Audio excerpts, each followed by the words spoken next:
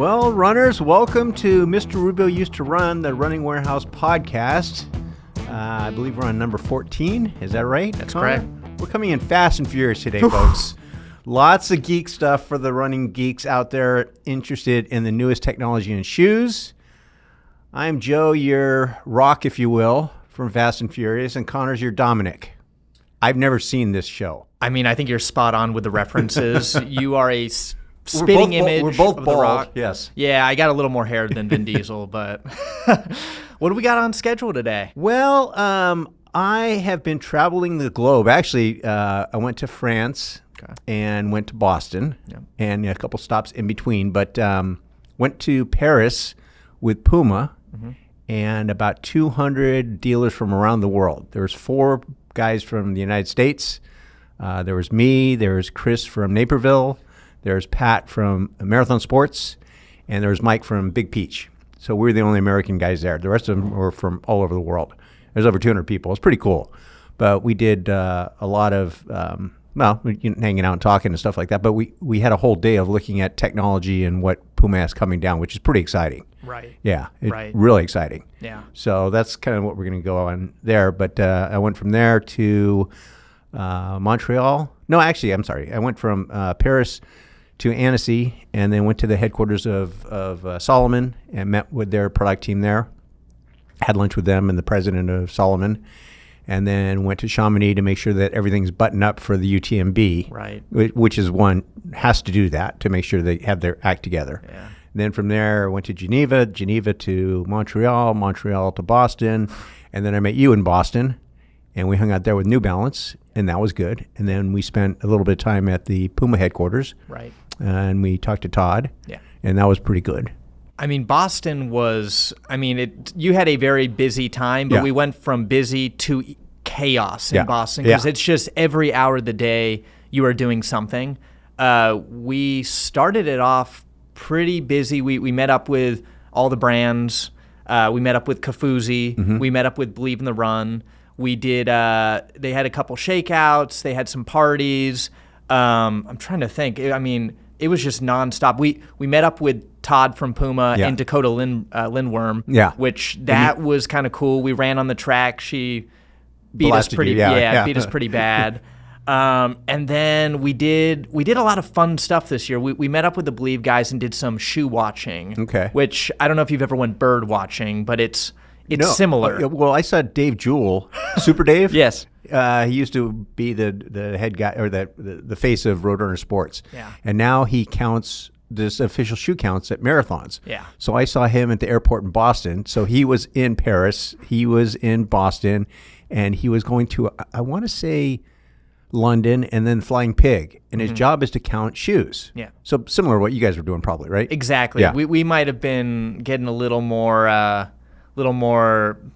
I don't know what the word is, crazy out there. Yeah. Some people were loving our comments. Some people were hating our comments. And that's the way it is. That's the way it is. So I saw those guys. I went into the bar one night, and there was Danny Orr sitting with the Believe in the Run guys, Thomas and the rest of them, and we were having a good conversation. So he said I should throw in some more cuss words like I did that night into the podcast, which I'm probably not going to do. But anyways, we had a good time. Yeah. I think that was kind of the week as a whole. Every 20 meters when you're walking down Newbury Street, you saw someone you knew. It was kind of hard to get out of Newbury just because of the fun and chaos. Yeah. For some reason, I thought I wanted to get a lobster roll because I've never had a lobster roll. So I went up to Salty Girl, which is on Newbury. Okay.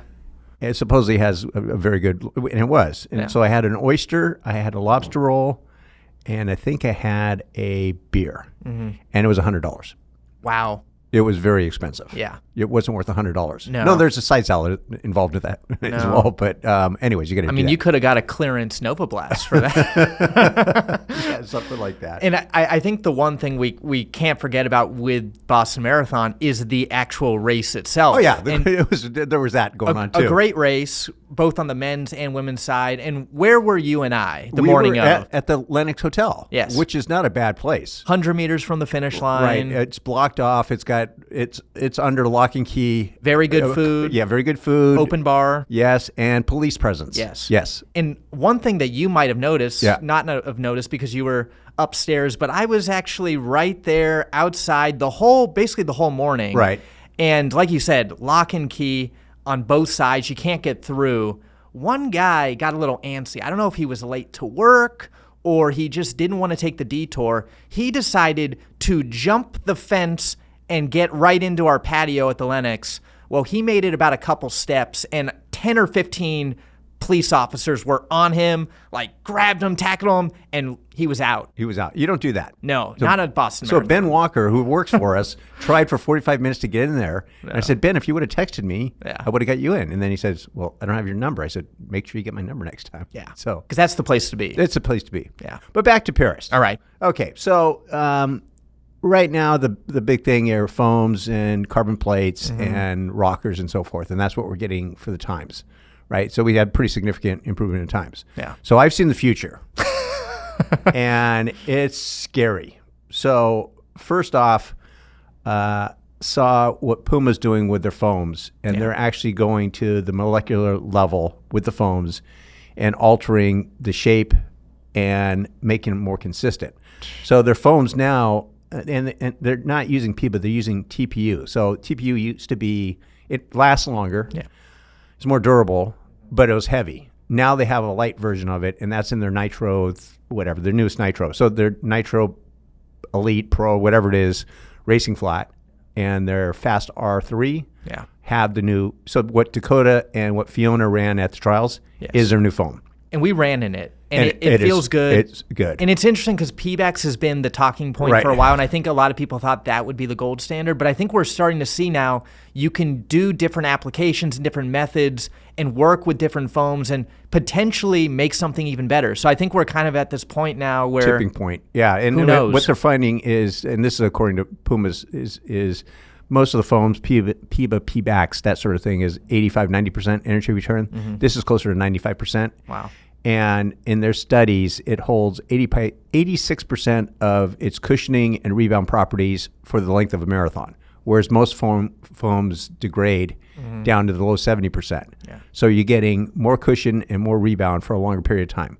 So they estimate that it's about a 1% improvement in a 210 marathon. So to put that in perspective, 210 marathon is 130 minutes. 1% of that is 1.3 seconds. Yeah. I'm sorry, 1.3 minutes, which is about a minute. Yeah. Better. Which is huge. So just in foams. Yeah. So they have that going on.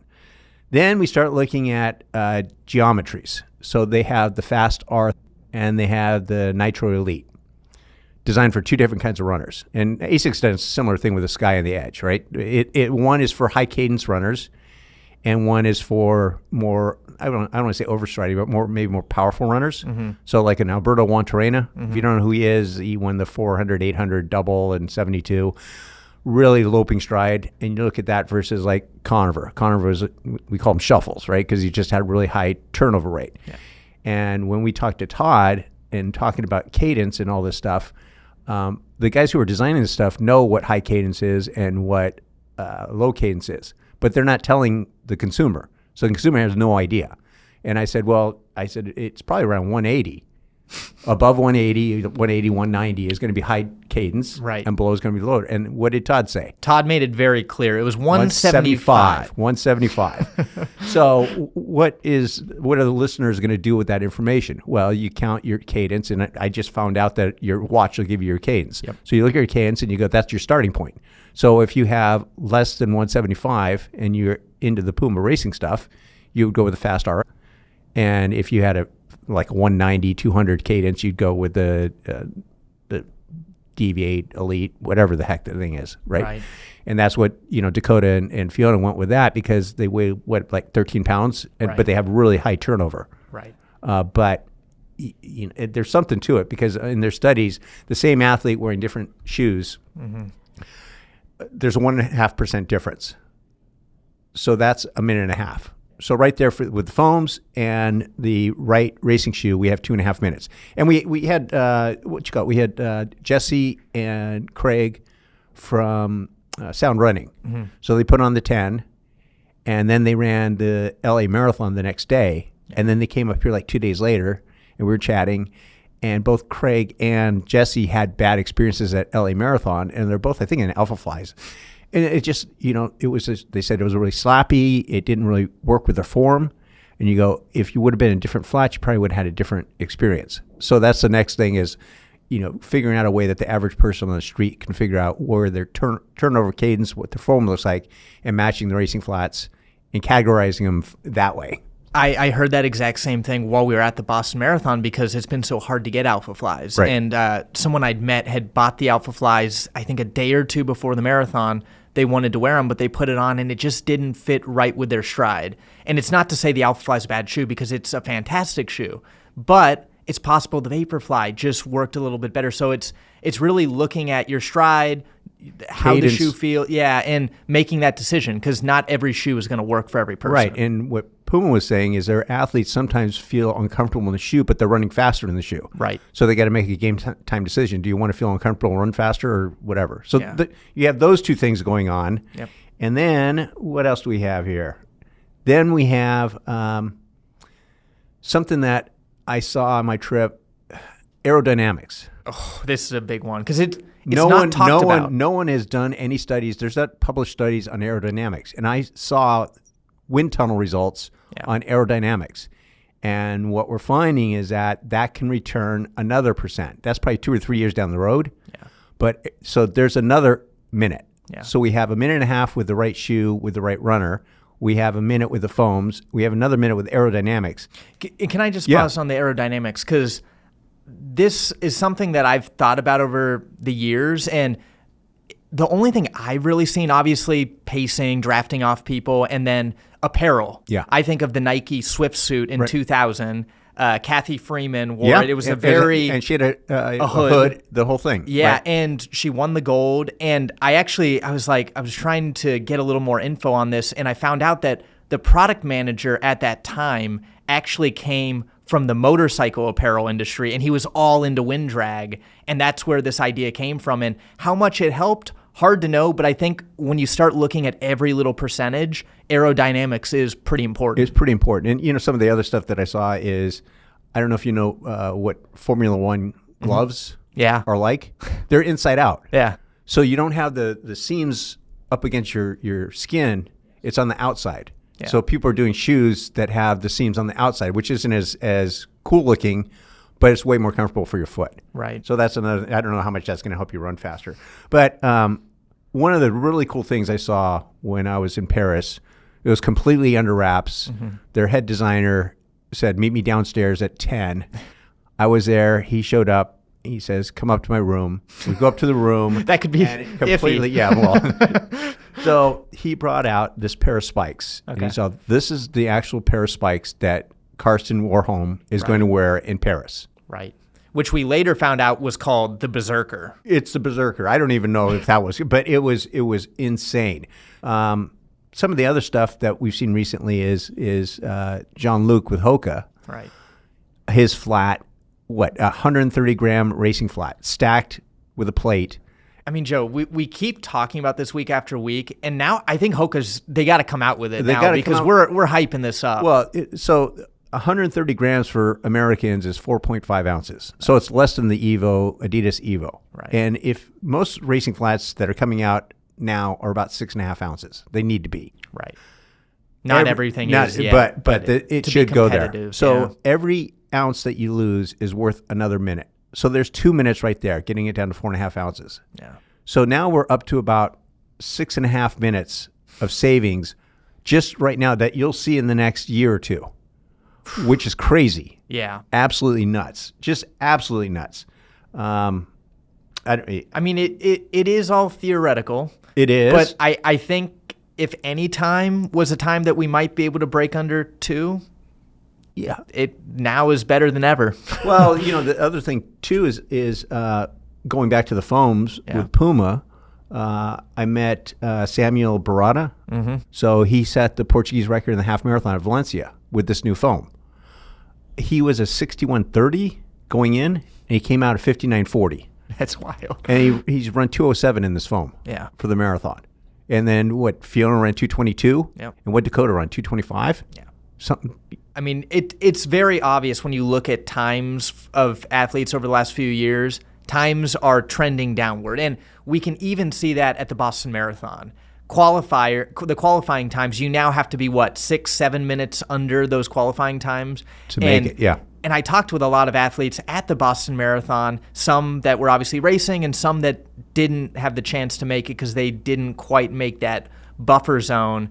And one trend came up that I think is worth bringing up, and that's the use of downhill races. Yes. So obviously shoes are used for a mechanical advantage. Nutrition, like these new Morden, is helping. But downhill racing is something that I think people are seeing the quickest bang for their buck in terms of taking a minute or two off. And it's been a little bit of a debate because for the Olympic trials, obviously you can only have a certain variance of... You can't do St. I don't know if St. George qualifies anymore. I don't even know if it does. You used to be able to use St. George. But for Boston, you can do whatever you want. And they have these new Revel races, these downhill races that are literally at the top of a mountain, and you sprint down. Oh, geez. What are your thoughts on this? Well, 5,000 feet? No, don't. I mean, like I've done Cal International. I've had athletes do Cal International. And the thing is it's a net downhill, but it's rolling. Yeah. So you might drop 50 feet and rise 45. So technically you're going downhill, but it's not like it's, I don't know. It's not like you're doing hood to coast to the first. Totally. Have you done hood to coast? Not yet. Oh, man, that thing. We might need to have to revive Black Flag. Yeah, the first leg is just, you sacrifice somebody because it's so steep downhill. Right. And it's 6 miles and the person's just done. Right. And they just got to survive the next 2 legs after that. So for the viewers out there, you were part of the 92 Black Flag winning team, or 93? No, we won in 90, I want to say. 90. Yeah. So we might have to get your teammates on for one episode and recap the hood to coast. I'm actually going to be spending a night with one of them, Dave Frank, up in Portland this weekend. My daughter's got her last home meet at Oregon State on Friday. So I'll be going to Portland on Thursday, hanging out with Frankie. That's a story for another day. But back to the shoes. I mean, at the very least, you're going to see 2 to 3 to 4 minute improvement within the next year or two. Yeah, and that's off of a 2:10 marathon. Your average person that's running 3 hours is going to see a significant improvement. Yeah, without question. This stuff is coming down the pipe. It's coming down, like I said, fast and furious. It's really, really cool stuff. So these BQ times are just going to have to keep going lower and lower. Well, and then the other shoe that I saw, the Puma RB. Yes, we both saw that, and what a wild shoe. Right. The RB is for a rule breaker, so it doesn't conform to any World Athletics standards. It's got 3 plates. Yep.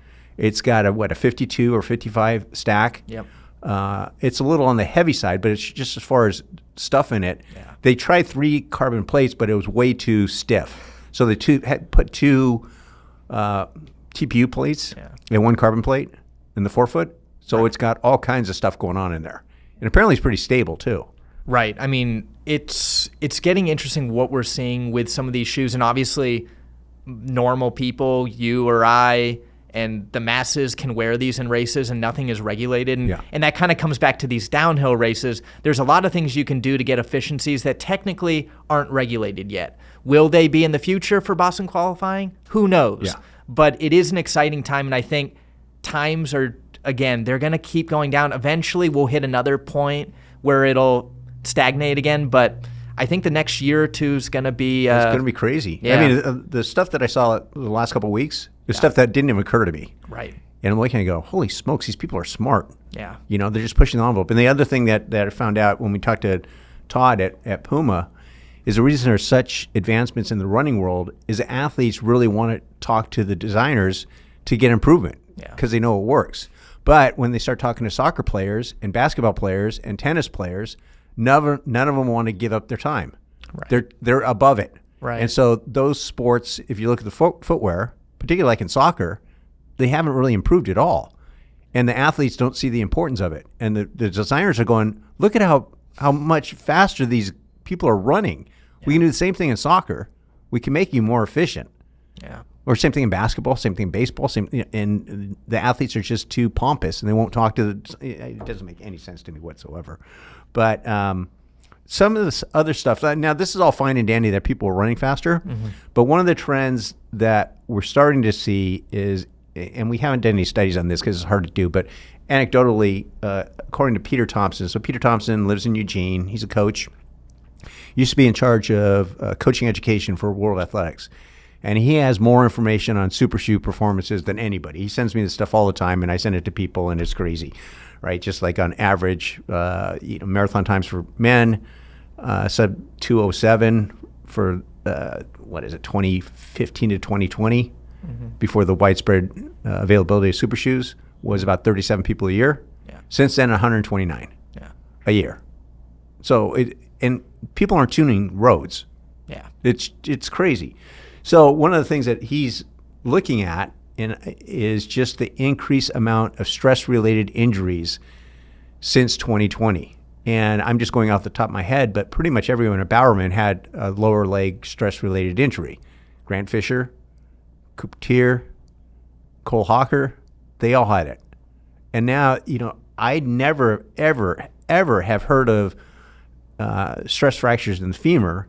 And this past year, you have the kid from Stanford, Graham Blanks, right, 1303 indoors, stress fracture in the femur. Yeah. And you got Simon from Oregon, the kid, the freshman, right? He was the top high school runner last year. Yeah. He's got a stress fracture in his femur. So what Peter's telling me is that the biggest prevalence is if you have a Morton's toe, which is your second toe is longer than your big toe, that because you're putting so much force on that second toe, that's where the stress fractures are tending to happen, is in the second metatarsal. Yeah. So what he's suggesting, and this is Puma actually has a racing flat that's coming out that's lower profile, super foam without a plate, designed specifically for the Japanese market. So Japanese coaches will not let their athletes wear super shoes once Ekiden season's done. That's January, February, and March. You don't wear super shoes because they want to develop strength in your lower legs, and that's what this new racing flat, I forgot what the heck they call it, but similar to what's the Adidas one that's really low profile? There's the Takumi and then just the Adios 9. And the Adios. And the Adios is the Adios lower profile? Yes. Yes, okay. And that's the one that Noah Lyles trains in. Right. And a lot of their athletes train in that, so you build lower leg strength. Yeah. So I don't know where I'm going with all that stuff, but it's one of these things that a little bit of super shoe is great and plates are great. A lot of it seems to be detrimental. Yeah, I'm kind of in the same boat where I tried everything in moderation. Yeah. I don't want to be in an ultra stacked 50 millimeter shoe every day. I don't want to be in a carbon shoe every day. I think kind of mixing things up, getting a good balance is good for everyone. And I also, to your point, because we don't really know what's causing these injuries, but we're seeing them. Yeah.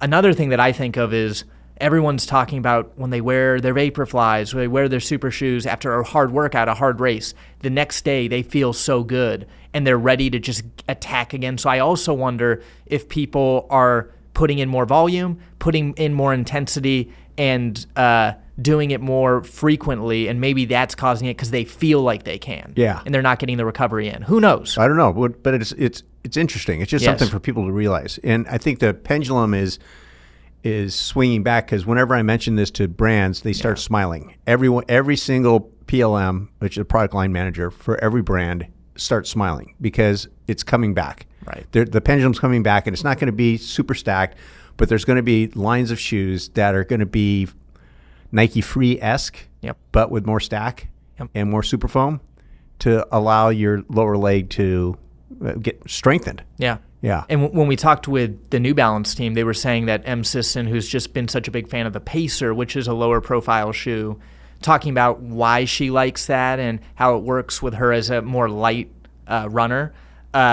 Something that came to mind was some of the benefits of that is when you go lower profile, you've got less stack, which means less foam, which means less weight. Yeah. So you can kind of get these trade-offs of a much lighter shoe, so you can get some efficiency benefits from the lightweight, even if you don't quite have the foam to get that same rebound. Yeah, and if you're looking at the Hoka line, like the Cielo Road, I usually encourage our athletes to wear Cielo Road as much as possible. And then if it's a really fast time trial or something like that, then break out the super spikes or super shoes, but not on a consistent basis. And it's funny because Cielo Road, you're saying that as a lower profile shoe, but that really was about the stack of normal trainers not too long ago. I know, but now it's considered a low profile thing. Right. So why don't we take a look at the internet and see what we have here? Okay. So I have a couple things from the world famous Let's Run message board. So a high school runner here says, my coach had me do 200s after completing a 6-mile tempo. What is the purpose? And he says, I asked him, but he tells me not to worry about it. I did 6-mile tempo, and then he said take 10-minute jog and 6 times 200 at 45 seconds rest. What's the purpose of the 200s after the tempo run? So tempo run is anaerobic threshold. Everyone knows what that's for. But the 200s afterwards are speed endurance. It's not necessarily speed, but it's getting your heart rate up, and it recovers, and it builds up the strength of your left ventricle. So it's actually a very good, very, very good workout. I don't know why the coach just didn't say, this is why we're doing it, but it is a very good workout. He might have read it out of a book and didn't know. Yeah. And this kind of feeds into the next one is recently a friend of mine, Mac Fleet. I'm actually really good friends with his dad, and Mac ran for one of my best friends in high school, but he was interviewing Mark Coogan, and towards the end of the interview, Mac asked him for what 3 workouts would he have a 15 runner do if he only had 3 choices. And number 1 was a 20 to 25 minute threshold run with 4 to 6 times 45 seconds at 1500 pace. So real similar to what the high school coaches had the kid do. The second one is 6 to 7 times 1K at 5K pace, and 12 quarters at 1500 with 90-second recovery. Yep. Do the nerds at Let's Run agree? One guy, so only the best and brightest. I know. Let's Run. So virtual coach writes, to clarify, no other training is performed, just these 3 sessions year round. No, that's not what he's saying. He's just saying these 3 kind of workouts form the foundation of workouts. If you only had 3 workouts, these are a good core. A good core. Yeah. Right. So basically, he's saying you want to do some threshold work with maybe a little speed at the end. Yep. You want to do longer intervals, so something between an 800 and a mile rep, and you want to do shorter intervals. Yeah. So that's what you have. Those are the 3 workouts that distance runners do. And one variance that maybe could be added into one of those sections, which I know Coogan is a big fan of, is the hill repeat. Yeah. And that's going to be a short interval. Exactly. But when we had Carlio here. Yes. So for those that don't know, Mark Coogan coaches, he's probably one of the best middle distance coaches in the United States.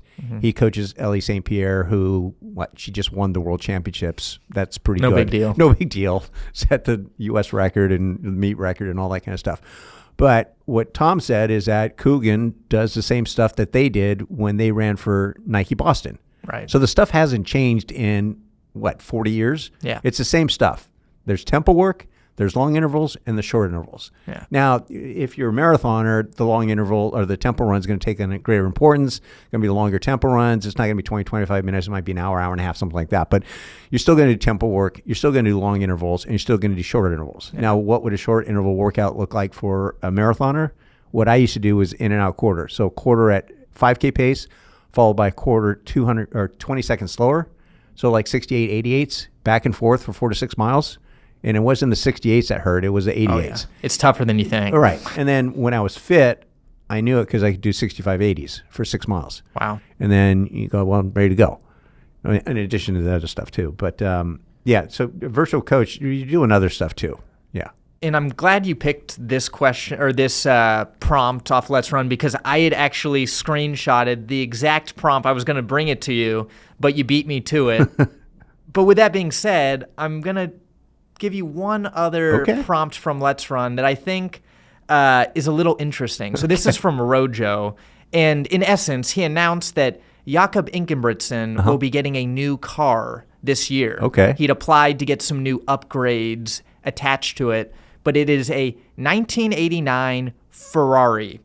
And 89. An 89 Ferrari. I don't have the model number, but what are your thoughts on Jakob going with an 80s Ferrari? Does that fit him, or do you think a different car? I think a different car would be, but 89 is going to be trouble. Like it's never going to run.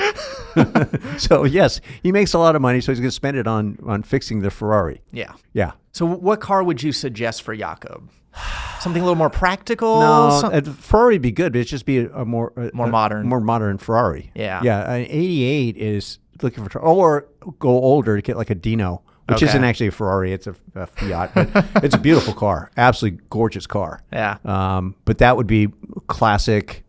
This one, late 80s Ferraris are not like, you don't drool over those. Yeah. Like maybe or the Lamborghini, a Countach or whatever that had been. Everyone had a poster of that on their wall. And supposedly he was looking to get a roll cage installed in it. So really? He might be taking it from running on the track to cars on the track. I don't know. Interesting career shift. Very odd. Next thing you know, he'll be getting a racing Miata or something like that. I don't know. So some of the other people that I got to meet in Paris, one was a national marathon coach for Portugal, and his athlete, I mentioned him earlier, Samuel Barada.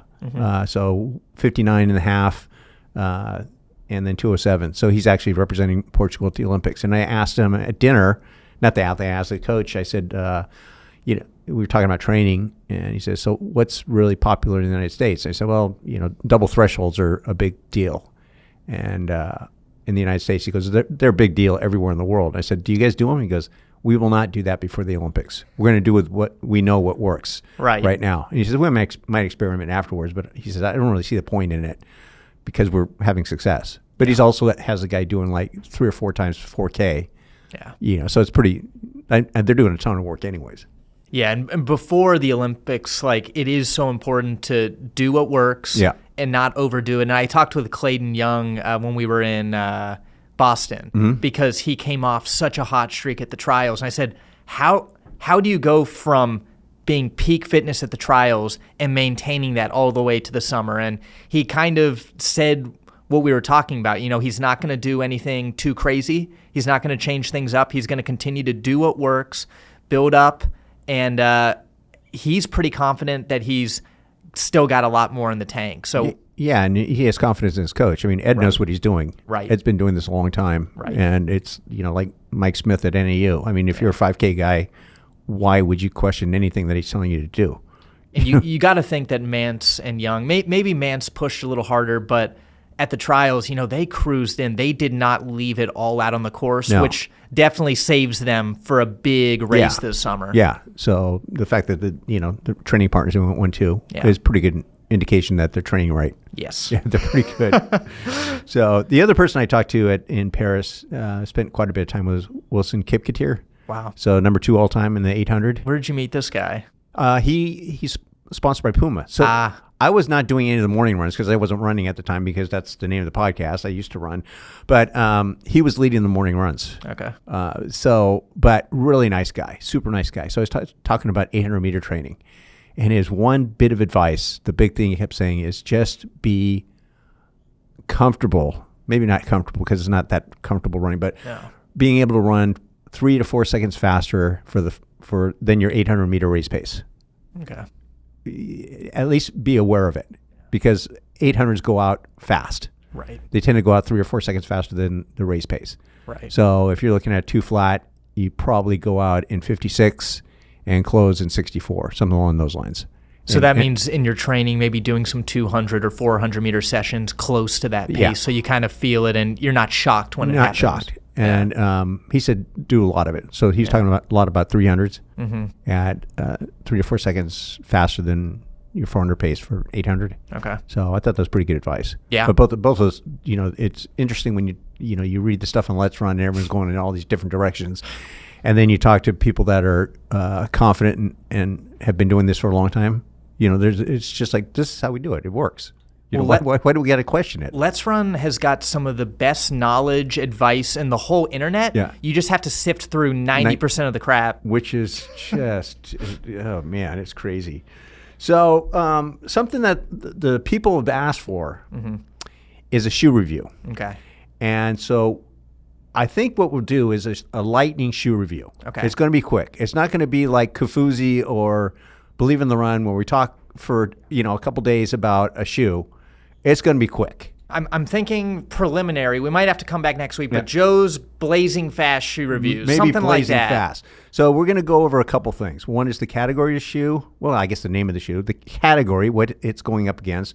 Performance. Within performance, it's softness, resilience, rebound, weight, durability, comfort, style, the overall experience, and the value.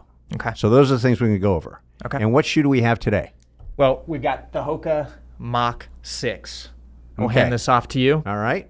So I'll let you lead it off. Okay. So this just came out recently, February 1st, was it? Yep. Yep. And one of our best sellers. Yes. So the category is a fast, non-plated shoe with supercritical foam. Right. There's only two real shoes in this category. Right. It's the Rebel 4 and this. Right. They're both at $140. Yep. They both have, this has supercritical EVA.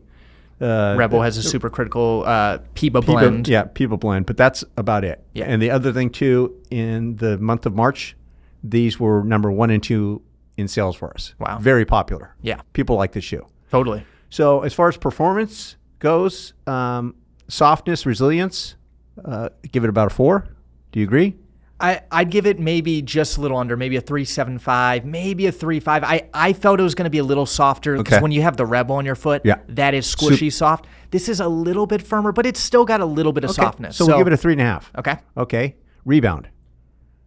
I would say 3.75 for me. Okay. How about you? I give it a 4. Okay. But so right pretty around there. close. Yeah. Very responsive. The supercritical EVA definitely gives it the pop. It's way better than the 5. Way better. Yeah. But at the same time, again, when we're comparing to what's on the market, it's not as good. I still think the Rebel with that Puma blend that's probably going to be a 5 or at least close to it. That has pop. Right. This is a little bit of a downgrade, but still, it's still pretty good. I'd say it's maybe a little more stable. Yeah. Because it is a little firmer. Yep. Exactly. Weight. I'd say 4. I mean, it's 8 ounces. And for this type of shoe, this type of stack, this stability, as a trainer, I'd say that's a pretty good weight. Yep. I'm giving it a 4 as well. Okay. Durability. I would give it a 3.5. I'd say the old Mach would be a 3. But now we've got a lot of rubber underneath. I would say it does get an upgrade from where it was from a durability standpoint. And I think the foam, the last couple Machs, great feeling foam, but after 100 miles, I felt it was flat. This new foam, I think I've got close to 100 and it still feels very good. Okay. Comfort. 4? Yeah. Yeah, I mean, it's a comfortable shoe. The upper feels good. Underfoot feels good. I mean, it's solid. Yeah, and style, color, design. I mean, 6 colors, they all look pretty good. I mean, I think the style is where this shoe shines. I mean, look at this colorway. Like, you can wear this just walking around town or just running. It's just a good-looking shoe. That's what Hoka is bringing right now. Is the looks of the shoes are really, really good. And they've got the lifestyle colors like here, and then they've got the energy colors that you're going to be seen in. So whatever you're looking for, they got a style for you. Yeah. Experience. I give it a 4.5. Yeah. It's a good run. It's not a perfect shoe, but it's really good. I actually gave this shoe to Lauren Hagens when we were at Nas Elite training with them, and it was the day before their long run. She's a big Mach 5 fan. She was going to wear the Mach 5 for her 20 miles. I said, here's the Mach 6. Do you want to try it? She's like, I don't really like to try shoes. She put it on her foot. She says, this feels amazing. I'm going to try it. She loved it. She ran all 20 miles. She said, fantastic choice. Yeah. So, I mean, I think it just goes to show that people who loved the Mach series in the past or are just looking for a lightweight, supercritical, non-plated shoe that can do everything are going to find a good shoe here. It's a good shoe. Value, I give it a 5. 5. I mean, come on. Yeah, $140. Other than the Rebel, there's no other shoes that are getting this much value, performance. Yeah, you can't go wrong with this shoe. No. So I'd say overall, it's 4.5. Yeah, something around there. Definitely. It's a really good shoe. Yeah. Probably the best shoe that Hoka's come out with in a while. I'd say so, yeah, especially in the daily training space. Yeah. This is what I've been wearing more so than anything. But the Skyward X, that's another one that's coming down to a different shoe, but a great shoe. It's coming down the pipe. Yeah. It's not available yet, is it? It will be available once this podcast is out. Oh, okay. Yeah, check that one out. Go get your Skyward. Go get your Skyward.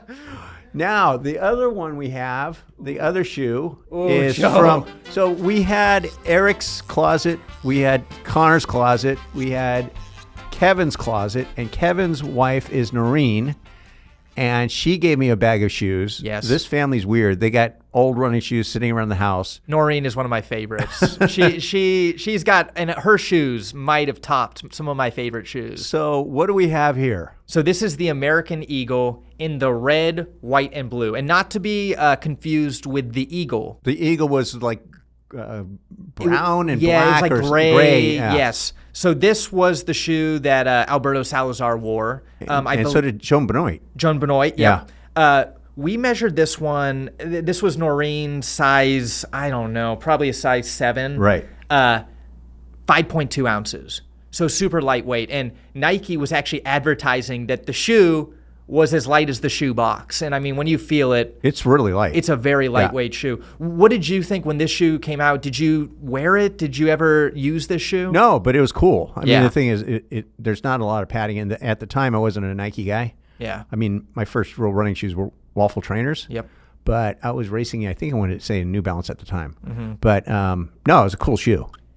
And actually, I saw Benji Durden, Benji, a favorite on the podcast. He actually wore this shoe at the 1980 Olympic trials, and he had a special black-white colorway that they called the Black Widow. You couldn't get it unless you were one of the top Nike runners. And I mean, just feeling this shoe, like they don't make shoes quite like this anymore. And inside, it actually has what they call a perma-foam sock liner. You know about this? No, I don't. But I read it just before we came in here. Yeah. What is that? I mean, supposedly it was supposed to be a long-lasting cushioning. Yeah. And, when you look at some of these shoes, actually this is one of the better, but the actual midsole compound of Nike shoes from the 70s and 80s are anything but perma. A lot of them are crumbling and falling apart. That one actually looks pretty good. But the insole, the permafoam insole is actually doing pretty solid. So maybe the other thing it has is variable lacing. Oh. So on that, I don't know where the camera is, but over here you have different holes. Yep. So if you had a narrow foot, you could lace it from out there and pull it in closer. Interesting. Yeah. So that was one of their technologies they had way back 1,000 years ago. Okay. Yeah. Did you would you use anything like that? No. You lace up and go. Yeah, I just go. But that's pretty cool. Yeah. It's still got a sticker on there or something. Yeah. Yeah. Okay. So we'll have to come back with. I know Noreen's got a whole bag of shoes. They're sitting in my office. Yeah, we'll have to bring on some future episodes. Yeah, for sure. So I think that's about it for this this episode. I mean, we hit it all. I think we got some good stuff. We might need to relax a little bit. We've been traveling so much. Yeah, but we have I guess the podcast that'll air before this one, right? Yes, with Todd. Todd Fokker, product line manager at Puma. It's live now. A great podcast. He brings energy. He's got a wild story from like the early days as a tech rep to head product line manager. Yeah, well, what we try to do when we're interviewing people is to just show the progression through the industry, that they just didn't magically appear as a product line manager of a major brand. Right. They paid their dues. Most of them were tech reps. Most of them worked retail. Most of them did just crap work, but they learned about customers. They learned about the running shoe industry. Yeah. And they take that knowledge and apply it to making really cool product right now. Yeah. But if we were trying to make money off this little project that we have, we'd ask you to like, comment, and subscribe. Please. But we figure that you guys are doing your double threshold runs and probably don't have the energy to do such things. But if you have questions about anything we went over today or in past episodes, feel free to let us know. Yep. Yeah. Because we're with The Rock and Dominic. Yes. And, of the running shoe industry. We are family here. Yes. So drop the comment. I'm sifting through. If you drop a comment, I will be there to answer. Joe will follow along. Yes. But between me and you, we're going to have some sort of right answer. Or wrong answer, something like that. Anyways, thank you very much for your time. Thank you, Joe. All right. Peace out.